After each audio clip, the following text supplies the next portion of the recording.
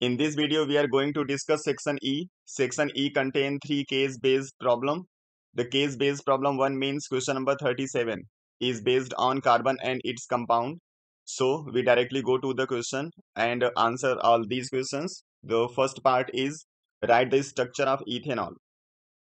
Ethanol is alcohol having 2 carbon. So first we write the formula of alkane having 2 carbon means CH3 and 1 hydrogen of this is replaced by OH group. So the formula of alcohol is CH3 CH2 and OH. अब अगर इसको और expand करके लिखना चाहोगे तो carbon के साथ यहाँ पे 3 हाइड्रोजन दिखाना है आपको, उसके बाद इस C के साथ 2 हाइड्रोजन और उसके बाद OH, ये इसका स्ट्रक्चर हो जाएगा। Second part, name the product form when ethanol burn in sufficient air. कह रहा है कि जब हम इथेनॉल को सफिशिएंट एयर में बर्न करेंगे तो प्रोडक्ट क्या आएगा। तो आप लोग जानते रहिए, अगर कोई भी आपके पास ऑर्गेनिक कंपाउंड है which contain carbon and hydrogen, अगर इसके साथ ऑक्सीजन आ जाता है तब भी ये केवल 2 ही प्रोडक्ट बनाता है। All the carbon is converted into carbon dioxide and all the hydrogen into water. तो आपको 2 प्रोडक्ट यहाँ पे लिख देना है, CO2 एंड H2O। इसके सी का फर्स्ट पार्ट है, state what happen when 5% solution of alkaline potassium permanganate is added to warm ethanol. Draw the structure of the product form and state the role of 5% solution of alkaline potassium permanganate in the reaction. तो यहाँ पे लेना है आपको alcohol mean C2H5OH और इसके साथ add करना है KMNO4।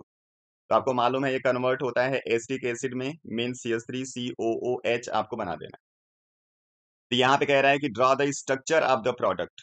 तो इसका स्ट्रक्चर बनाओगे तो आपको क्या करना पड़ेगा, इस कार्बन के साथ 3 हाइड्रोजन दिख रहे हैं, 3 हाइड्रोजन इस तरीके से दिखाना है, फिर इसके साथ एक ऑक्सीजन डबल बॉन्ड के थ्रू बाइंड होता है और OH इस तरीके से। ये इसका स्ट्रक्चर हो गया।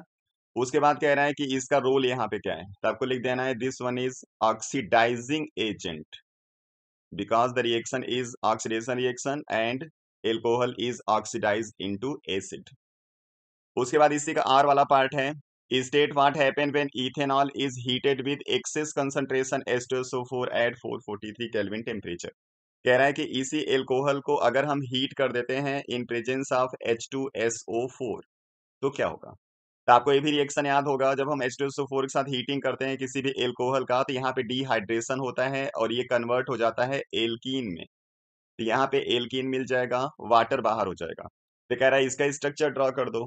तो एल्कीन का स्ट्रक्चर बना दो, इस कार्बन पे 2 हाइड्रोजन, फिर कार्बन कार्बन के बीच में डबल बॉन्ड, फिर इस कार्बन पे भी 2 हाइड्रोजन। फिर कह रहा है कि what is the role of H2SO4। यहाँ पे H2SO4 क्या है, एक डिहाइड्रेटिंग एजेंट है, मतलब ये वाटर को रिमूव करने में हेल्प करता है। ये तो हो गया 37 नंबर। अब चलिए क्वेश्चन नंबर 38 पे। The plantation drive are often carried out specially during monsoon season. ये मुझे लगता है रिप्रोडक्शन से दिया हुआ है, तो चलिए सीधे हम लोग चलते हैं इसके क्वेश्चन पे। पहला क्वेश्चन है, which specific part of the plant is used for sexual and asexual means of propagation to produce a new plant. अगर कहीं पे सेक्सुअल रिप्रोडक्शन होगा तो जो उसका पार्ट इन्वॉल्व होता है न्यू प्लांट के फॉर्मेशन में वो होता है सीड, और अगर एसेक्सुअल रिप्रोडक्शन होगा तो वहां पे लीफ भी आ सकता है, स्टेम भी आ सकता है, रूट भी आ सकता है, इसमें से कुछ भी लिख सकते हैं। बी पार्ट है, give one example of a flower and a fruit grow by vegetative propagation. मतलब एक फ्लावर और एक फ्रूट का एग्जांपल आपको देना है जिसका जो ग्रोथ होगा वो सीड से नहीं होना चाहिए, मतलब प्लांट के किसी पार्ट से ग्रो होना चाहिए। तो फ्लावर में रोज लिख दो क्योंकि रोज का जो ग्रोथ होता है वो स्टेम के थ्रू हो जाता है। आप जासमिन भी लिख सकते हो। और फ्रूट में आप बनाना लिख देना, बनाना का जो ग्रोथ होता है बिना सीड के होता है।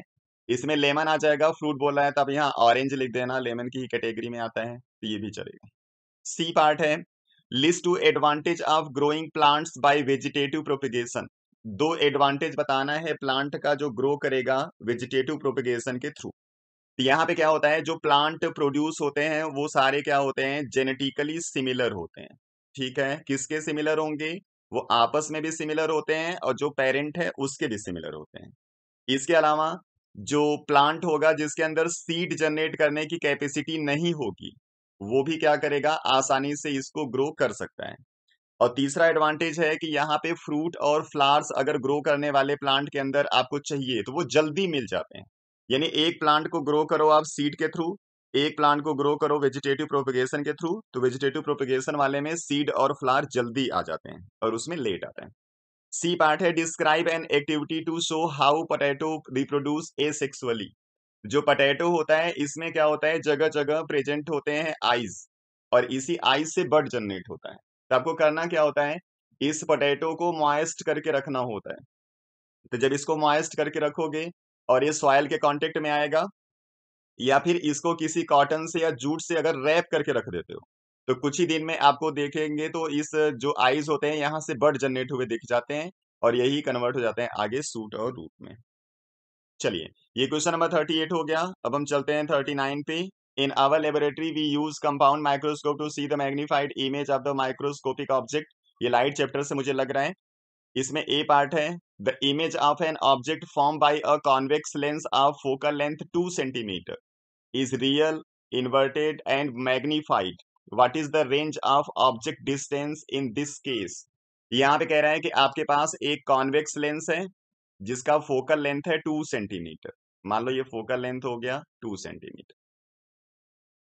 रियल इन्वर्टेड और मैग्नीफाइड इमेज बनाता है। रियल इन्वर्टेड और मैग्नीफाइड इमेज, इसका मतलब आप समझ रहे होगे। अब जैसे इसको हम 2f पे रखेंगे तो उसका साइज सेम हो जाएगा, तो उसको मैग्नीफाइड हम बोलेंगे नहीं। और 2f के बाहर रखोगे तो इमेज छोटा हो जाता है। यानी जब भी ऑब्जेक्ट को आपको प्लेस करना होगा 2 और 4 के बीच में प्लेस करना होगा। तो 2 अगर फोकल लेंथ होगा तो 2f हो गया 4, यानी कि जो डिस्टेंस होगा इन बिटवीन 2 एंड 4 सेंटीमीटर हो जाएगा। तो पहले का आंसर हो जाएगा इन बिटवीन 2 एंड 4 सेंटीमीटर। इसका बी पार्ट है, the image of an object form by a convex lens of focal length 6 centimetre is virtual, erect and magnified. इसका आंसर आपको यहीं से मिल जाएगा। अभी हमने इसको डिस्कस किया कि अगर कोई भी आपके पास कॉन्वेक्स लेंस है और उसका आपको चाहिए मैग्नीफाइड और वर्चुअल इमेज, तो जो ऑब्जेक्ट है उसको एफ और सी के बीच में प्लेस करना है। ठीक है, तो यहाँ पे फोकल लेंथ अगर 6 होगा तो कह रहा है कि what is the range of object distance in this case. तो जो ऑब्जेक्ट डिस्टेंस है वो होना चाहिए इन बिटवीन 0 to 6, 0 से 6 सेंटीमीटर के बीच में कहीं पे भी आप रखोगे तो उसका जो इमेज होगा वो इधर ही बनेगा। इधर बनेगा तो वो इरेक्ट भी होगा, वर्चुअल भी होगा और मैग्नीफाइड भी होगा। सी पार्ट है, an object is placed at a distance of 12 centimeter from the optic center of a convex lens of focal length 18. Draw a labeled ray diagram to show the formation of image in this case. अब इसको याद रखना, distance है 12 centimetre और focal length है 18। ये हमने एक लेंस लिया हुआ है, this one is the optic centre. ये हो जाएगा f, ये हो जाएगा 2f, इसको बोलेंगे f डैश, और ये हो जाएगा 2f डैश। ठीक है, अब यहाँ पे ऑब्जेक्ट डिस्टेंस बोला था 12 सेंटीमीटर और फोकल लेंथ बोला था 18 सेंटीमीटर। इसका मतलब हो गया कि जो ऑब्जेक्ट है उसको ऑप्टिक सेंटर और एफ के बीच में रखना है। तो मान लीजिए यहाँ पे हमने ऑब्जेक्ट रख दिया। तो यहाँ से इमेज फॉर्मेशन करने के लिए हम लोग करते क्या है, सबसे पहले एक रे ऑफ लाइट जो कि प्रिंसिपल एक्सिस के पैरेलल जाएगा इस तरीके से, और इसको पास कर देना है फोकस से। तो इसको हमने पास कर दिया फोकस से। अब इसको हम पीछे बढ़ा देते हैं क्योंकि इसका इमेज आपको पीछे ही मिलेगा, इसको याद रखना, क्योंकि एफ और ओ के बीच में हमने रखा हुआ है। और दूसरी जो रे ऑफ लाइट है उसको सीधे भेजना होता है ऑप्टिक सेंटर से, तो इसको आप भेज दोगे इस तरीके से ऑप्टिक सेंटर से। तो अब इस रे को भी पीछे अब बढ़ाओगे तो ये दोनों जाके कहीं पे कट कर जाएंगे, और जहां पे कट कर जाएंगे वहीं पे इमेज बनेगा। आप लोग स्केल और पेंसिल यूज करोगे तो बिल्कुल क्लियर आपको इमेज मिलेगा।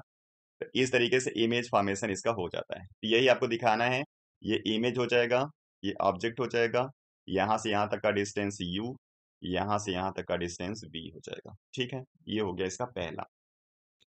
अब इसी में और वाला पार्ट है, the image form by a convex lens is real, inverted and of the same size as of the object.